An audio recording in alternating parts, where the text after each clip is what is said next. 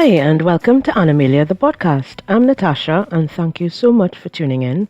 Remember to check out the website animaliathepod.com for archived episodes and much more. Search Animalia the Pod on your favorite podcast platform or SoundCloud or YouTube for new episodes. You should also like and follow the Facebook and Instagram pages. And if you'd like to appear on the podcast, send an email to animaliathepod@gmail.com. This week on Animalia, we have a doctor as a guest, but he's not a vet. He's actually a dentist, and a very good one at that. Full disclosure, he's my dentist. But he has a very interesting story about how he came to love animals. He's also a very strong advocate of the adopt, don't shop philosophy. He's the doggy daddy of 4 rescue dogs and a dental surgeon at The Practice. Please welcome to Animalia, Dr. Brendan Bartholomew.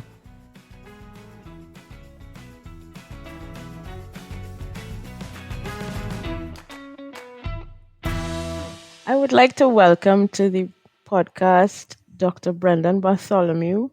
And for those who may not know him, he's a very popular guy, but welcome to Animalia, sir. Thank you for having me, Natasha.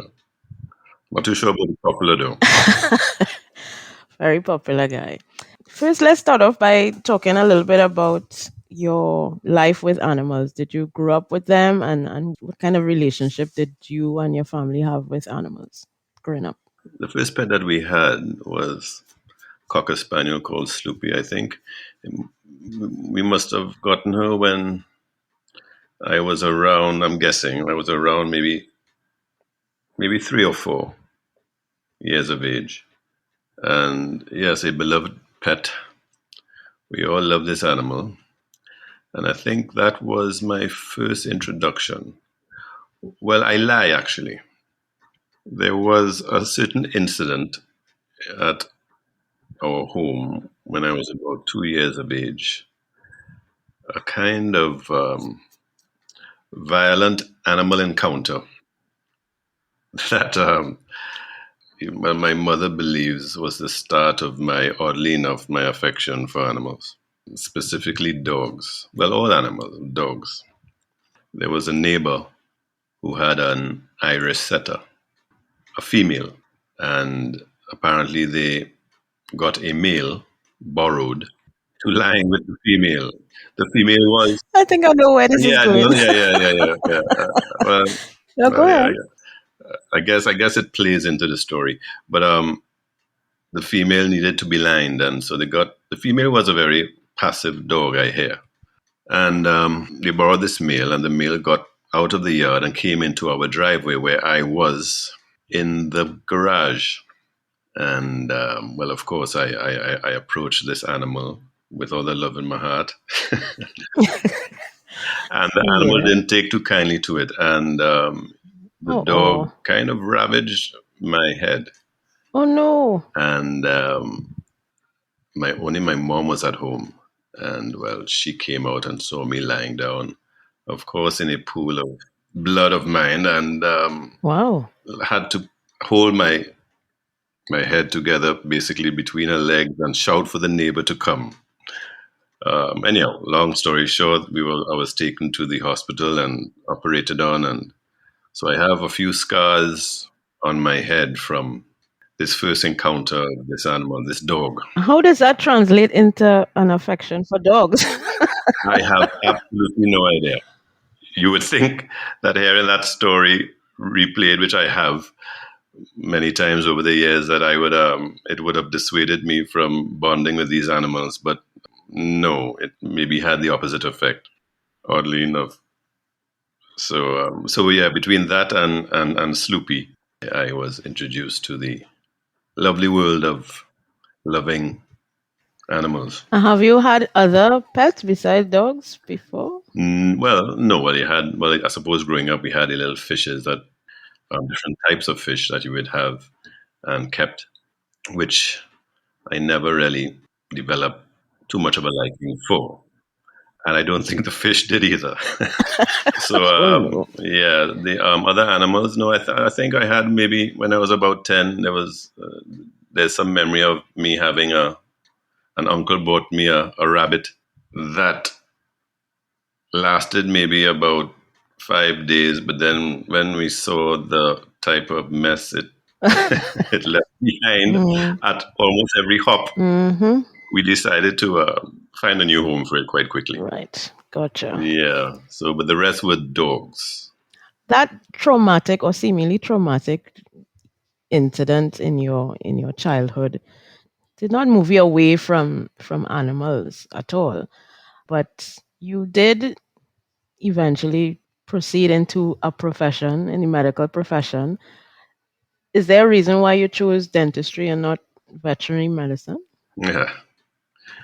Very good question. I've been asked that many times, and yes, veterinary medicine was an idea, was a thought, but I think when I really had to make the decision as to which path I would take, it would have been in the medical field somehow, with my father and sister being physicians as well. When I had to make the decision, coming close to make the decision, I realized that no, I wouldn't have been able to see animals suffer or even have to be in a profession where someone brings an animal with a little wound that can easily be fixed, or even a healthy animal, and they wish for me to euthanize the creature. I think that thought quickly made it clear that I could never be a vet, and all power to vets. I mean, they do this, and in most cases, I'm sure, of course, it's for good reasons, but I'm really a wuss when it comes to that.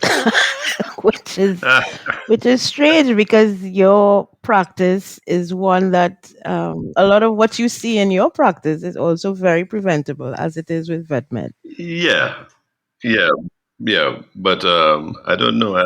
It's I don't know. Just this soft spot I have for animals and humans. I can maybe Rough them up. no, certainly not rough them up in my profession, but reassure that everything will be okay. And I couldn't see myself being able to do what would have been asked for me to do in veterinary medicine. Gotcha. Yeah, and it is, having spoken to quite a few vets for the podcast, I have a better understanding now of the challenges of that job. I mean, most vets are in it because they want to help animals, but Yes, they often find that dealing with the humans is yes, much more difficult, yes, strangely. yes, yes. Usually is. So tell me about the dogs you currently have. How many do you have, and what are their names, and what are their backstories? Oh, do we have time for that? Yes, we do. All right. Well, the dogs I have now are 4 in number. They are all rescues. Let me promote my little plug. I usually say my best breed of dog is a rescued. So I have 4 rescues now: Lucy, Puppiness, Sandy, and Ben. That's actually down from 7 rescues. Yeah. So the other 3 passed away, and 7 is a lot.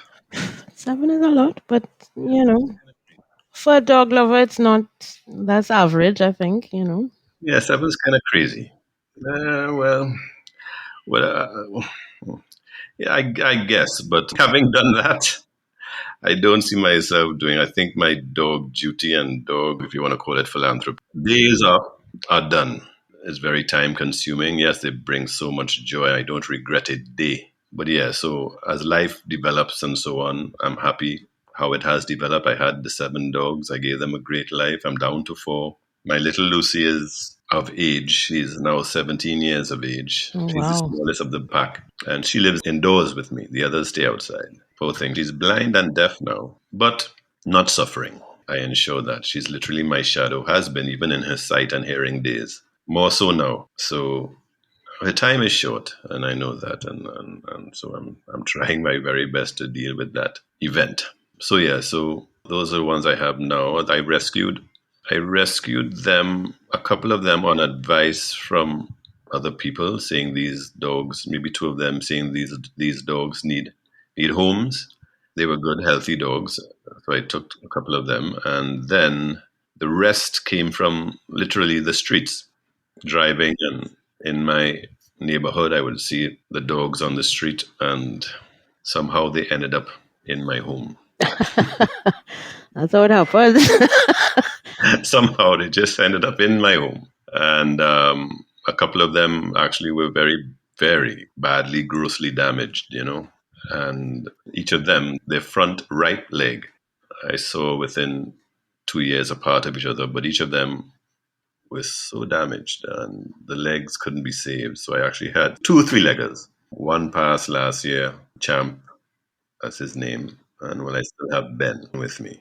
So that's their stories. It sounds like a lovely canine family you have there. Oh yeah. And I wouldn't dissuade you from rescuing others when they passed. Oh yeah. I'm sure. I'm sure that possibility still exists somewhere there. I'm sure. But as you are a proponent and advocate of rescue animals, and I'm sure you're aware of the number of animals that are in need of rescue, not just those who are at the various shelters, but those that are on the streets. What do you think are the solutions to this crisis? I want to call it because we do, in fact, in my view, have a crisis with respect to homeless animals. Yes, indeed. I mean, this has been going on for forever. How do you solve it? That's very layered. But I'm glad that this recent law just passed, for one, for the abuse of animals. I think that just passed beginning of this month. I think that in itself may help. That in itself is a little part of the puzzle that may lead us in the right direction. It may help educate the public, which we need to do.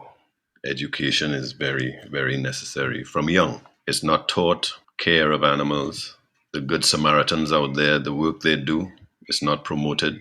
Government funding, financial aid to these organizations that help these animals needs to be addressed. There needs to be positive input financially.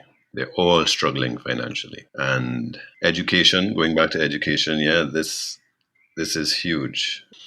I guess also there needs to be a way to prevent the number of strays out there, fertile strays out there, and the argument, well, maybe euthanizing or spaying the animals, one versus the other, should be placed and addressed a little bit more aggressively.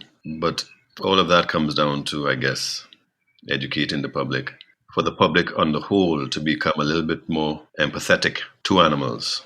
We are not that type of society as yet. Unfortunately. Unfortunately. And there are examples of societies and countries around the world where you can see there's a push and they're educated about the care and treatment of animals and they manage it very well. Maybe we should look to see how they do it for the animals here to have a chance. Yes, agreed. I agree with that education component, certainly. The legislation, yes, is helpful. But I have found in my own personal experience and from what I see every day on Facebook that enforcement of the law is a huge challenge as well. Oh, for sure. I mean, if you have a law and it's not enforced, what's the sense? Correct. So So we wait and see. we have some ways to go. I think. What do you think of the idea of having persons register the animals that they own or take care of? Oh, yeah, that will help as well, for sure. Again, would people make that step? I'm not too sure. But registering for sure, that's where, again, education comes in. That is a definite step that we should look into. With respect to the care and protection of animals in a medical setting or in a shelter setting, how do you think we can improve? I mean, I know you mentioned the funding to these organizations, but I want to feel like if we go the route of a more regulated environment for the care and protection of animals, that it will force people to have more responsibility, so to speak, and to be accountable for the animals in their care and the animals in their community. I mean, it's one thing to take care of your own pets, but you have to look out for, just like with humans, you have to look out for everybody, all the sentient beings in your midst. So I think a more regulated environment would help, because there are still a lot of people who have never taken their animal to a vet. Of course.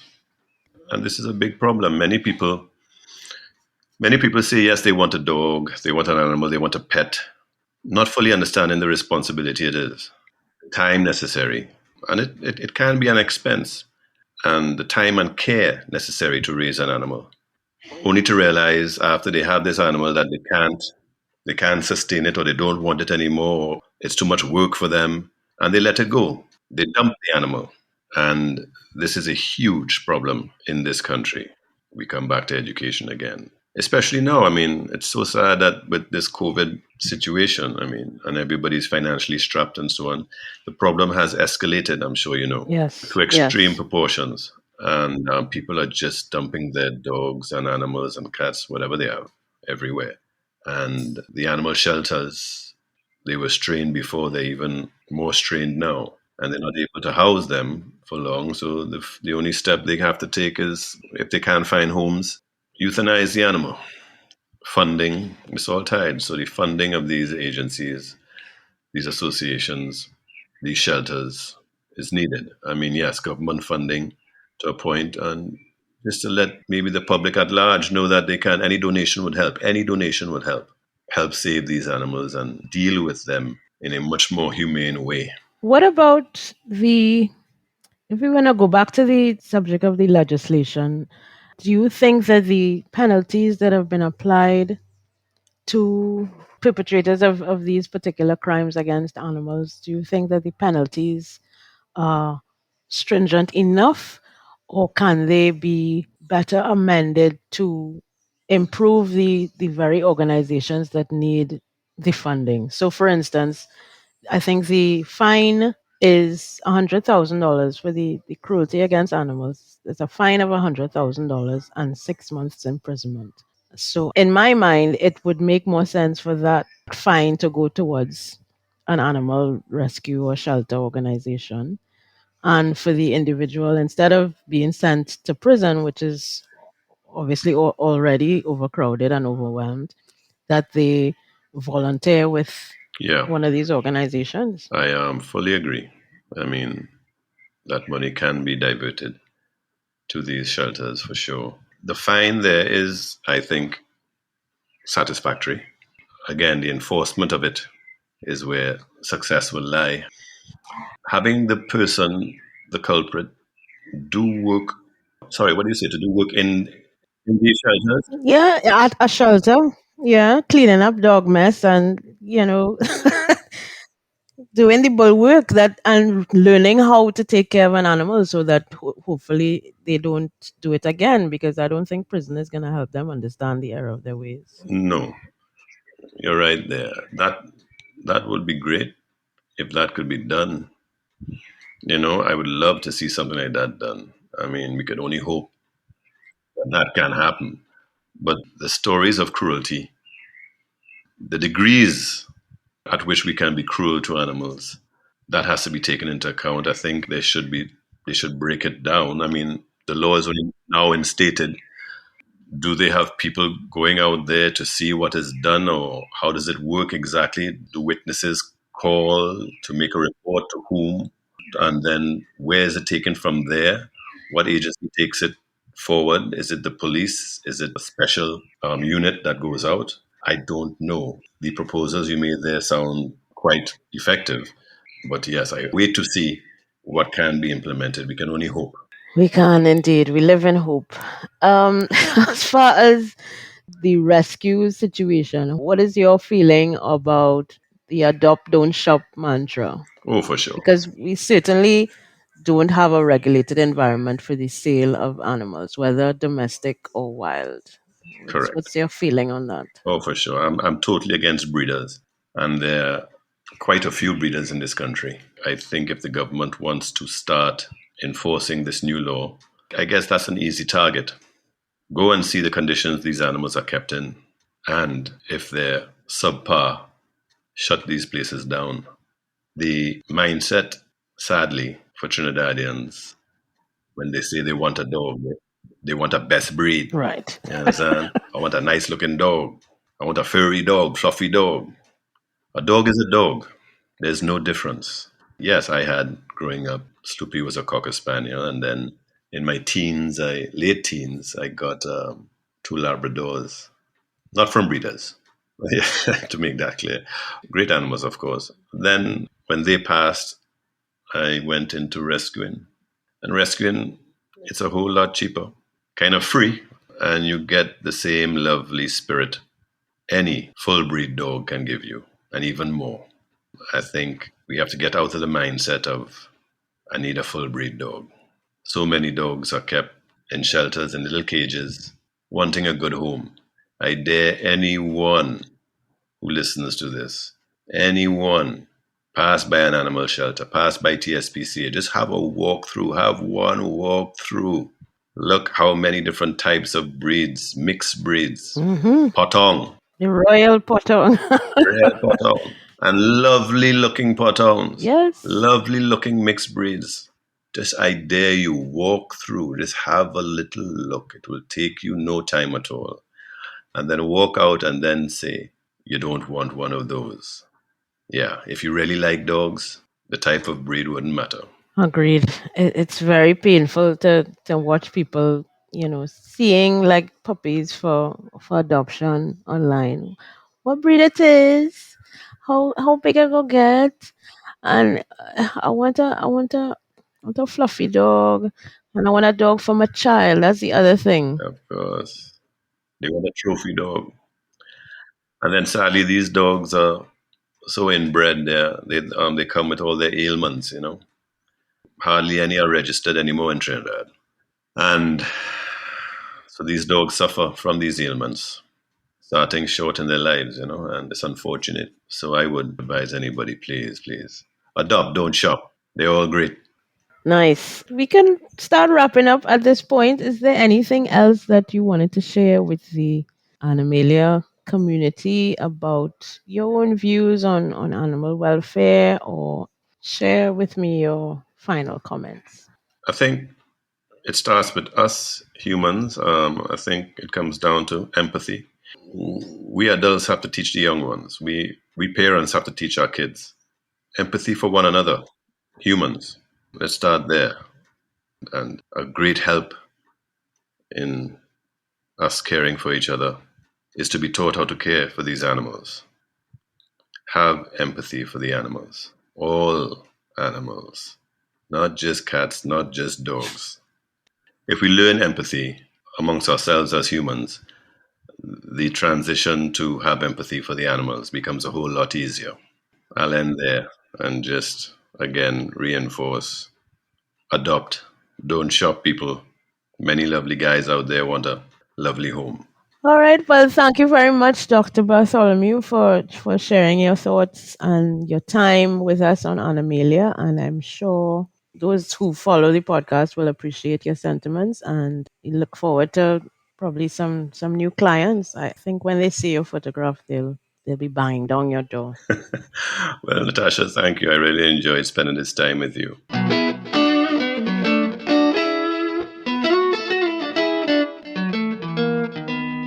My commentary this week is about the relentless cruelty to animals that is going unpunished in Trinidad and Tobago.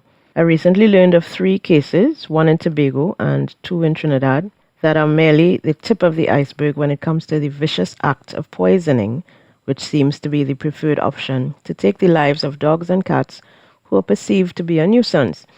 Rather than a conversation, some people choose to inflict their anger on a defenseless animal, rendering the human responsible for that animal's welfare defeated, crestfallen, and hopeless.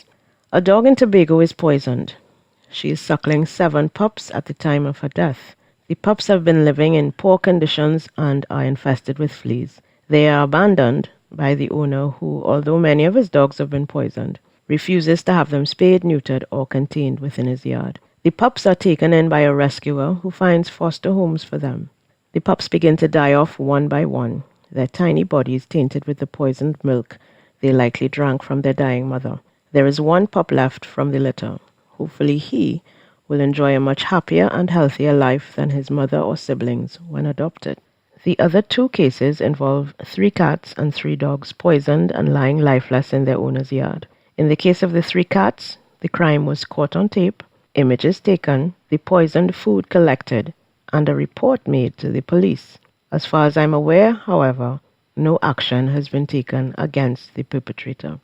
Now here's my consternation. It makes absolutely no sense to implement law that is not enforced. We have at least 3 pieces of legislation that address animal cruelty: the Summary Offences Act, the Dog Control Act, and the Animal Diseases and Importation Act, all of which have been amended in the recent past with increased fines and prison time. How many of these cases have been investigated by police or other relevant authority? How many persons have been arrested and brought before the court for these offences? How many pet owners have received justice for the crimes committed against them? I suspect you already know the answer to this question, and that's the problem. No one benefits when politicians pat themselves on the back for making law. Alongside the chest thumping, there must be a consistent effort to educate citizens about the law so that they will not contravene it. Equally, those that enforce the law must also be instructed to act when these cases come before them.